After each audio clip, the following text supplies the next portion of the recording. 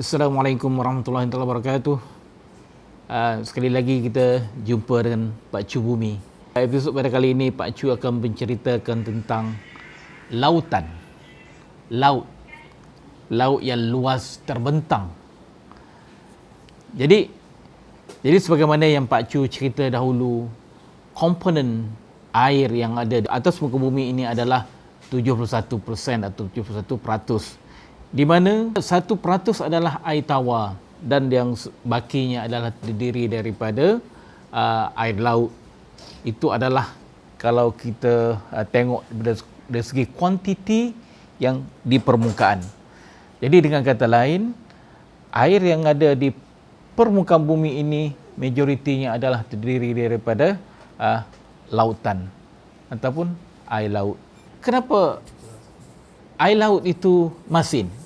Kemasinan air laut itu adalah hasil daripada hakisan ataupun perputaran ataupun luluh hawa daripada bahan-bahan yang ada di permukaan bumi, yang mana daripada situlah maka mineral-mineral yang hasil daripada perputaran batuan akan mengalir melalui sistem sungai dan kemudian seterusnya akan terus pergi ke laut. Jadi sebelum ke laut tu akan adanya delta, sistem delta, dan kemudian terus mengalir ke lautan.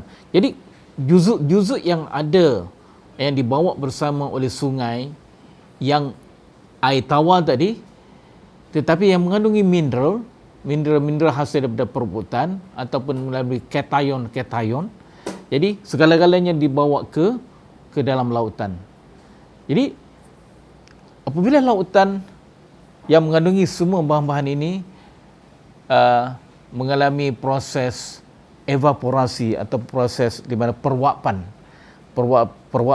jadi air teruap, jadi air akan naik ke atas membentuk awan dan sebagainya. Bila pengumpulan, berlakunya kondensasi, maka akan turunnya hujan.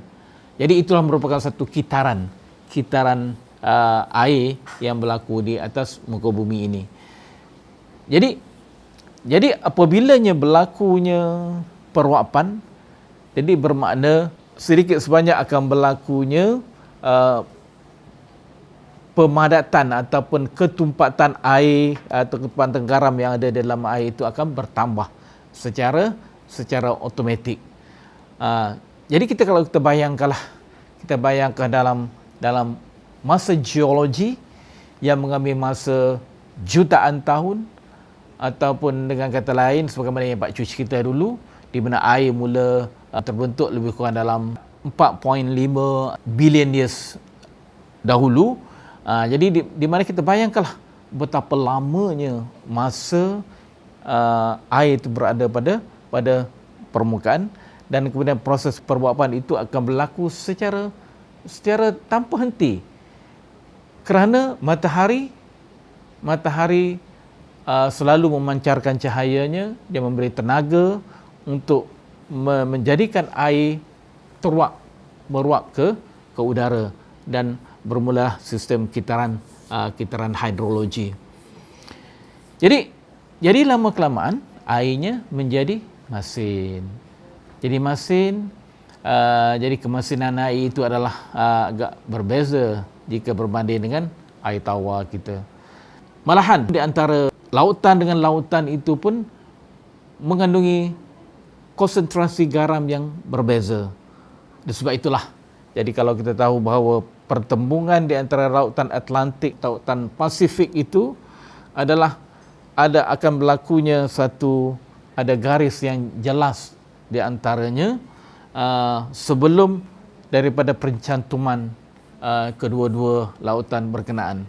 Jadi dengan kata lain, ini dah Pak Chu ceritakan dahulu bahawa proses mingling itu akan mengambil masa yang sedikit masa untuk percampuran di antara dua lautan daripada konsentrasi yang berbeza.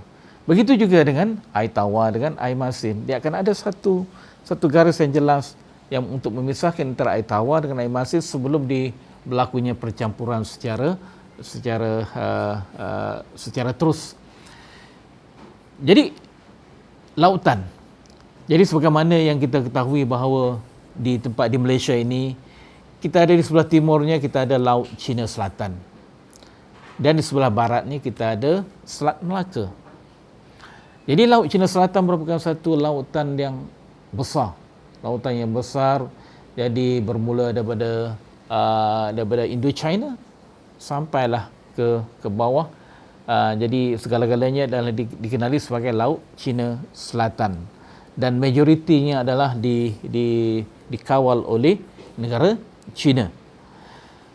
Jadi sebenarnya pada masa dahulu, kawasan Laut Cina Selatan atau kawasan pentas Sunda di antara Malaysia, Filipina, Indonesia dan semuanya adalah merupakan satu daratan yang besar pada masa dahulu. Jadi daratan ini kita panggil sebagai pentas Sunda. Pentas Sunda yang merupakan satu daratan yang luas, dan sehinggalah berlakunya perubahan paras laut. Sebab kita tahu bahawa paras laut yang Pak Cu ceritakan dulu merupakan satu macam seolah-olah satu cyclic atau satu putaran di mana kadang-kadang dia ada paras air naik dan kemudian paras air turun, naik turun.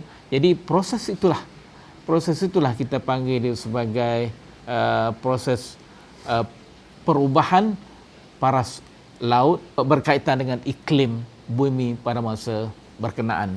Jadi sebagai contoh, kalau sekiranya paras laut itu meningkat, bermakna ais ataupun ais yang ada di bahagian kutub utara dan kutub selatan mencair.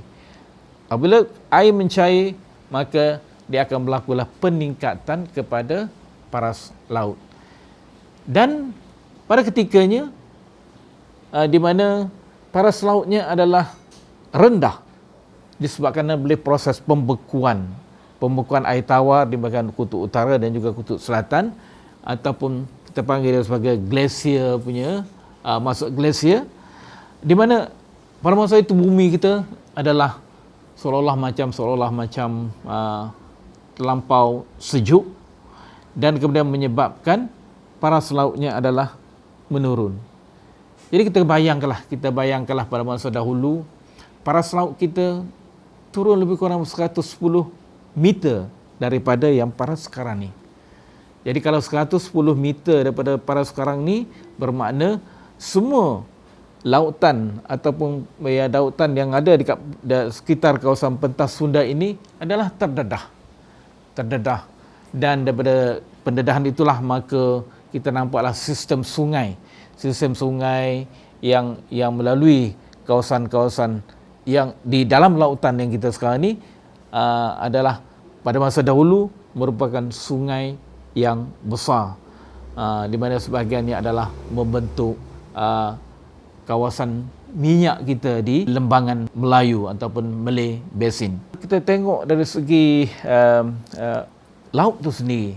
Laut sendiri adalah merupakan kedalamannya adalah berbeza-beza.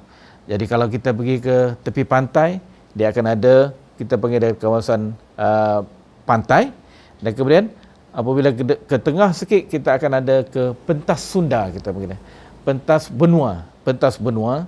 Jadi pentas benua, jadi lepas pada pentas benua itu dia akan ada satu kawasan kita panggil dia sebagai kawasan slope atau kawasan cerun, ataupun kita panggil cerun benua, dan kemudian daripada cerun benua itu dia akan ada satu kawasan laut dalam. Jadi kawasan laut dalam ini merupakan kawasan yang betul-betul dalam, yang di mana kebanyakannya adalah terdiri daripada batu sedimen yang agak nipis jika berbanding dengan kawasan pentas benua. Kawasan pentas benua itu adalah banyak terdapatnya batu-batu yang terbentuk, batu-batu sedimen yang terbentuk di kawasan pentas benua, dan sebahagiannya adalah dia dibentuk di dalam laut dalam, ataupun kita panggil dia sebagai deep sea deposit ataupun turbidite deposit. Kita boleh membezakan di antara sama ada batu sedimen terbentuk di kawasan laut cetek atau di kawasan laut dalam, ataupun di mana terbentuk di kawasan cerun benua yang ada di dalam lautan. Jadi tanpa pengetahuan geologi tak mungkin kita boleh mengetahui bagaimana batuan berkenaan terbentuk. Jadi sekarang segala batu-batu yang ada terbentuk di dalam lautan itu sebahagiannya telah mengalami pengangkatan. Jadi pengangkatan dan kemudian dah menjadi gunung ganak, kemudian dah menjadi satu formasi yang ada di daratan. Jadi kita sebagai seorang ahli geologi boleh membuat tafsiran melalui kajian-kajian batuan sedimen. Jadi kita tahu bahawa batu ini adalah terbentuk pada asalnya terbentuk dalam lautan.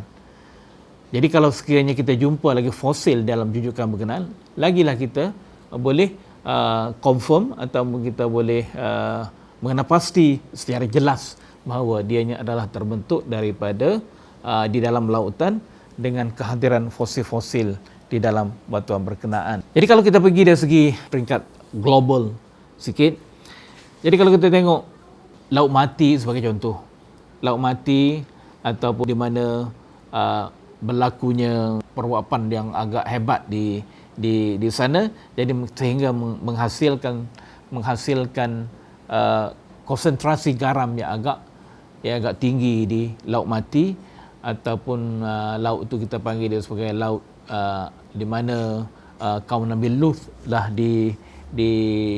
ditenggelamkan oleh Allah Subhanahu Wa Taala disebabkan kekufuran mereka. Jadi di situlah maka sekiranya kita ke sana ke Laut Mati, kita akan terapung dan kemudian disebabkan oleh konsentrasi garam yang agak tinggi.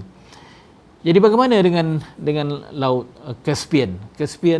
Laut Caspian pun sama juga, dia adalah, tetapi konsentrasi garamnya tidaklah sehebat Laut Mati, sebab Laut Caspian ini merupakan satu laut yang besar dan mana dikelilingi oleh daratan, atau dengan kata lain kita tak boleh panggil dia tasik. Kenapa kita tak boleh panggil dia tasik?